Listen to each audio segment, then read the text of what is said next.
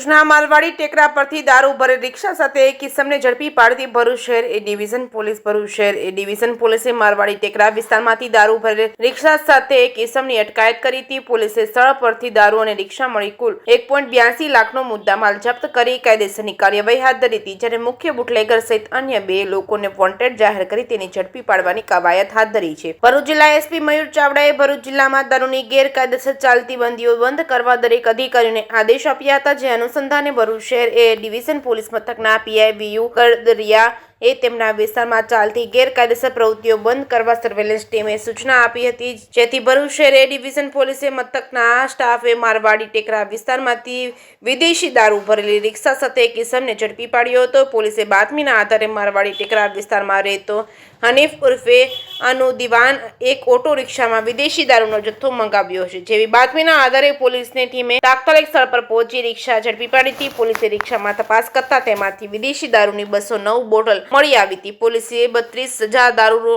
અને ફોન અને રિક્ષા મળી કુલ 1.82 લાખની મુદ્દામાલ જપ્ત કર્યો હતો। પૃથ્વી કોટન મિલની 4 ગણેશ મંદિર પાસે રહેતો સની ચંદ્રકાંત પાટીલને ઝડપી પાડ્યો હતો, જ્યારે કુખ્યાત બુટલેગર હનીફ ઉર્ફે અનુ ઇમરાન શાહ દિવાન જગુ બાદશાહ અને રાહુલ ભયો નામના ઈસમને વોન્ટેડ જાહેર કરી વધુ તપાસ હાથ ધરી છે। જે કેસની ગુજરાતી સાથે કેતન મહેતા ભરૂચ।